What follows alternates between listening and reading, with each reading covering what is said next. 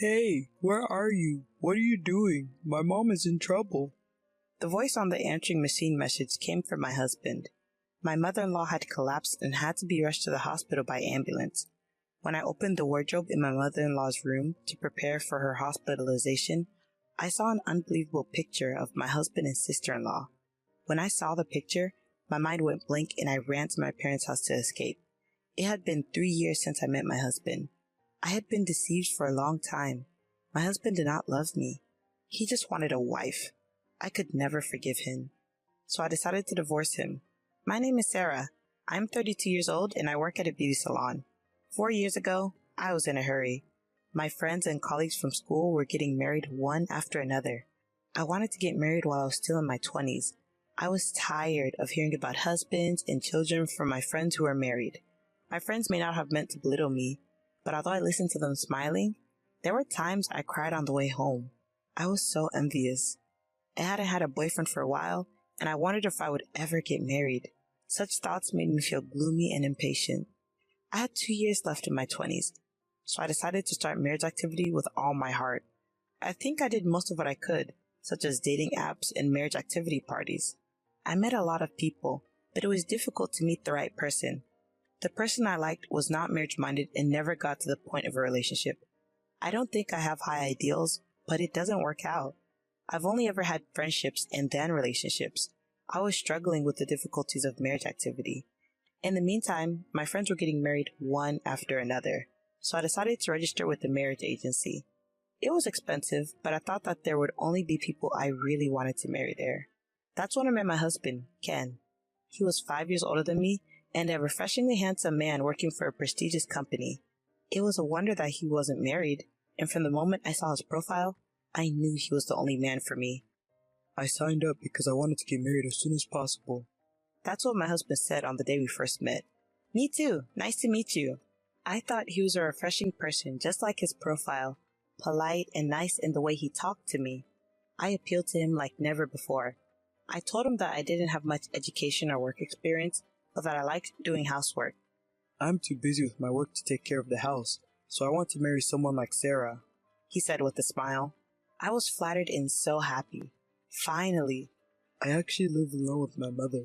She has a chronic disease, so I can't leave her alone. If we were to get married, I think I would ask her to live with me. I hope you will consider that as well, he explained politely. I was a little surprised, but I felt that he was sincere in telling me in advance, rather than suddenly telling me after we get married. In my work, I've often dealt with female customers of all ages, so I'm used to dealing with older women. I'm rather good at it. I didn't know what kind of person my future mother-in-law was, but as long as she would meet me, I thought living with her would not be a problem. More importantly, I wanted to get to know Ken better. He seemed to like me and we were able to go on a few dates.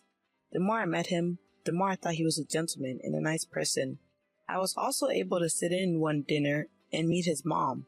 His mom was petite and very pretty. Sarah, you're a lovely lady, and you're too good for Ken. I know you might be nervous about living with me, but you don't have to worry about me. I have a chronic illness, but I don't need nursing care.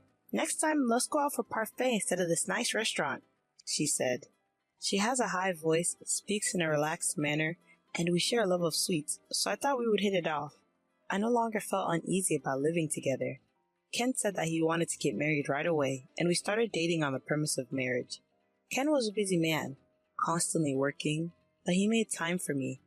We went on trips and spent a lot of time together. Even after seeing his face right after waking up, my impression of him was still the same as it was when I first met him. He was refreshing. The more I saw him, the more I liked him. His mom and I became such good friends that we even went out for sweets together. She takes a lot of medication, but she's full of energy and young. I was worried about her though, because she has to wait in line at popular restaurants. Don't worry, I'm looking forward to it. I can't wait to taste food so good that I have to wait in line, she said with a big smile on her face. Treating her like a friend, I sometimes forgot about the age difference in their relationship. She told me that her mother-in-law had been divorced twice and that she had had some difficulties when she was younger. We dated for around 6 months and then got married. I was happy that we were able to get married just barely in our 20s, and from the bottom of my heart, I was glad that I had worked so hard on my marriage activities. We quickly registered our marriage and began preparing to live together. Then one day, my husband told me there was something he needed to talk to me about. I wondered what was going on and had a bit of a bad feeling about it. I never told you this before, but I have a sister, Hannah, who is not related to me by blood. At first, I didn't quite understand what he meant. Hannah was my husband's stepfather's daughter. My mother-in-law and father-in-law divorced 5 years ago. My father-in-law is dead, and Hannah has no family. My mother-in-law and Hannah don't get along well, so she never comes to my in-laws' house. But my husband says he's worried about my sister-in-law, who has no family and keeps in touch with her. I'd like to invite her to the wedding, but my mom hates her and is against it. But she means a lot to me, and I want to introduce her to you at least once, he said. I was worried about what kind of a person my mother-in-law, who was so kind to me, would hate. But I could see how much my husband cared about his family, so I decided to meet her. Nice to meet you, Sarah. I'm Hannah. She was a very beautiful and flamboyant-looking person. She said she worked at a bar. I couldn't believe that my mother-in-law disliked her. She was not at all unpleasant and cheerfully made the occasion more enjoyable. When Ken was in middle school and I was in high school, we started living together. Isn't it like a comic book that we suddenly became a family? Hannah, what do you mean, like in a comic book? I was a nervous teenager. Hannah told me stories about the days she lived with Ken, and Ken would make fast-paced quips about her stories. Perhaps because they were so beautiful, they seemed like a perfect couple. I could tell that she was very dear to my husband. Sarah, I'm sorry I couldn't make it to your wedding. Be a good wife, Hannah said to me as we parted. Don't tell my mother about today. If she gets angry, it will be a pain in the butt, Ken said on the way home. I don't know what kind of conflict there is between my mother-in-law and Hannah, but I don't think it's any of my business. I decided not to tell anyone about my meeting with Hannah and kept it to myself. And so life began for the three of us. Ken was still busy with work and came home late every day. Sometimes, when he had a day off, he would go out with my mother-in-law and I, just the three of us. I was also working, so I did the housework in cooperation with my mother-in-law, and sometimes we went out to eat sweets or see a movie together. By all accounts, we were a happy family. I was a little worried about my mother-in-law because sometimes when she wasn't feeling well, she would sleep all day. I tried to keep in touch with her frequently while I was at work. The only thing that bothered me when we started living together was that Ken was always looking at his phone. He's almost always on his phone doing something, except when he comes home and is eating. He seems to bring his phone into the bath as well. At first, I didn't mind because I thought maybe he was addicted to playing games, but it was so much that I began to worry about it. One time, he called me to say he was heading out, and I called him back because I wanted him to get me something at the convenience store, but his phone was engaged the whole time. I couldn't get through to him on the phone, and then he came back. Ken, I've been calling you all day, I said. Sorry, I got a call from the company, he said. We had just gotten married, and I didn't think it was possible that he was cheating on me, but I couldn't help but be curious. My mother-in-law didn't seem to be bothered by it, as if it was a normal occurrence. One day, I felt bad, but I glanced at the screen of his phone and saw that he was texting someone. It seemed that they talked often. One night, Ken came home late, and I wondered who he was talking to in the middle of the night. Hey, who do you always talk with in the middle of the night? I asked, pretending to be silly, after my mother-in-law went to bed. Ken seemed unbothered by my question. It's my sister. Did you suspect me of cheating on you? Ho ho ho. Don't worry. He laughed. I laughed along with him and thought I had lost it by worrying too much. From then on, I didn't care how much he was on his phone. But he was always busy with work and didn't have much time to spend with me. And I was a little uncomfortable with him spending nearly all his free time with Hannah. 2 years later, life with the three of us was going well. My mother-in-law and I would always visit the sweet store whenever it opened. Today's pancakes might be the best pancakes of all time. I was thinking the same thing. I can't wait to try them with you. If a stranger saw us, they wouldn't think we were mother and daughter. I never once felt self-conscious about the fact that we lived together, and I loved my mother-in-law. Ken is still busy with work and comes home late. He's on his phone all the time. I was used to it by now, and I didn't say anything. I'm not asking him to do the housework, but I did accumulate small complaints that if he had time to contact Hannah, he could at least put the socks he took off in the laundry. However, when Ken had time off, he made time for our family, and he never forgot to celebrate our wedding anniversary or my birthday. Although there were small complaints, we were still a happy family. Then one day, my mother-in-law was sick and spent the day in bed. I was worried and went to check on her several times. She seemed to sleep quietly during the day, but in the evening, "Sarah, I'm in pain," she complained. She was breathing hard. I called an ambulance in a hurry. The ambulance arrived immediately and I rode in it to the hospital. I was relieved when I found out that she wasn't in critical condition. I called Ken to let him know that she was going to be hospitalized for a while. He left work early to go to the hospital, and I decided to go home and pack to stay with my mother-in-law in the hospital for a few days. Upon returning home, I opened the wardrobe in my mother-in-law's room to prepare her insurance card and personal seal. My mother-in-law said they were in the top drawer, but I couldn't find them, so I opened the bottom drawer. Then I found a small box in there. I opened the box thinking it might contain an insurance card and found a large number of photographs in it. I was so shocked when I saw them that I went to the bathroom and threw up. There were pictures of Ken and Hannah in it. It wasn't a picture of them as brother and sister. It was a picture of them as lovers. They were holding hands and kissing each other, and I felt sick just looking at a few of the pictures, so I closed the box.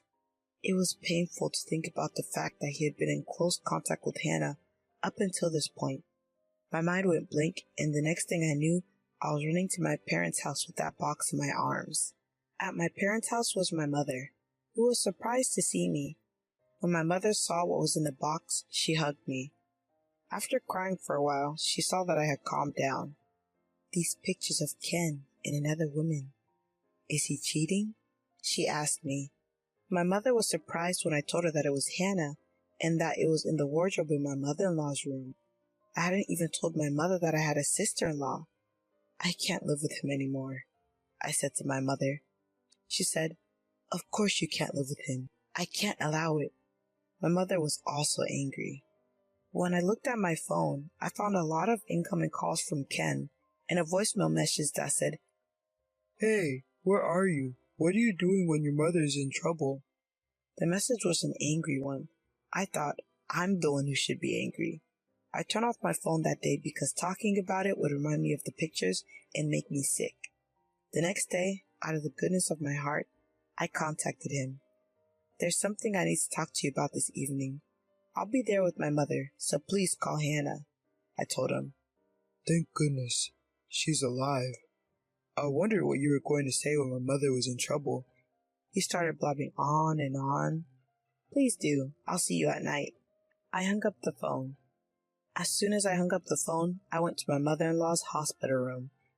"Sarah!" My mother-in-law looked at me happily and called my name.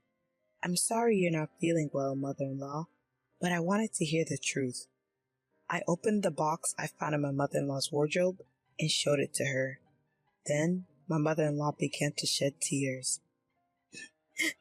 "Sarah, I am so sorry, Ken. He has an older sister. She's the stepdaughter of my ex-husband, and 5 years ago, she told me that they were lovers. Even though they're not related, they're both my children. I told them I couldn't allow that to happen. Hannah got angry and left the house, and I never saw her again. I should have told you. But they're old photos, don't worry. I don't even know what Hannah is doing now, and I'm sure she's not in contact with Ken," she said. My mother-in-law had straight eyes and didn't look like she was lying. Ken is still in contact with Hannah. In fact, he introduced me to her once, years ago. When I said this, my mother-in-law shed another large tear. "But you're already married." "I'm sorry. You did nothing wrong, but I can't be a family with Ken anymore. I'm going to divorce him." "Don't apologize to me. It's my fault for not noticing. I'm sorry," my mother-in-law said. I couldn't stop crying either. I left the hospital room and went to the house where my mother, Ken, and Hannah were waiting. When I arrived, they were all waiting for me. I sat down and immediately showed them the pictures. "You two are lovers, and I'm divorcing you." Ken didn't seem offended and said, "Oh, yes, that's right. Me as a family member and me as a lover are two different things. We were happy as a family, weren't you? Mom was happy too. What's wrong with that? We don't have to get divorced, he said with his usual fresh smile.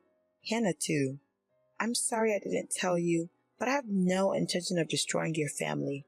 I don't think divorce is necessary, she said. I was trembling with anger as I listened to what they were saying. Don't be silly. This is cheating. How can I be family with someone like that? I yelled at them in a loud voice. Well, don't be so loud. If you want a divorce, that's fine. I've done my duty as a family member. Since you're the one who initiated it, it's an amicable divorce. Ken said something I didn't understand. What? What's amicable about this? This is a huge betrayal. I'm going to charge both of you alimony. Oh, okay. That's fine. I'll pay as much money as you want. In return, don't tell my mother. As for the reason for divorce, let's just call it a personality conflict. I've already told your mother everything. She was crying. I told her we're getting a divorce. What? Why would you do that? Hearing my words, he lost his composure and shouted loudly. Hannah too. Why did you tell her? She cried. My lawyer will contact you about the alimony, so goodbye. With that, I left the house with my mother. My mother said, You did a great job. She hugged me. I cried loudly into her chest. Now I know that Ken didn't care about me from the beginning. He just wanted a wife to reassure his mother. I wanted to marry him too, and maybe we were happy as a family, but I can't forgive myself for not knowing that I had been betrayed ever since we met. I'm glad that I realized it now and was able to get a divorce. Later, through my lawyer, the divorce was successfully finalized. I requested alimony from Ken and Hannah, but Hannah didn't have any money and was angry at Ken for only paying his share of the alimony. Their relationship soon deteriorated and they decided to separate. Hannah couldn't afford to pay the alimony, so she started working lunch and dinner shifts at the bar where she originally worked. After she was discharged from the hospital, my mother-in-law was angry with Ken and told him that if he sees Hannah even once in the future, she will cut ties with him. My mother-in-law and I still keep in touch and we occasionally go out for sweets. I'm relieved that she is out of the hospital and seems to be in good health. I now live with my parents. I'm busy preparing for the reopening at the beauty salon where I used to work. When things settle down a bit more, I'll start living alone again. I'm no longer envious when I hear about my friends who are married. Until the day comes when I meet someone wonderful again, I'll keep working hard.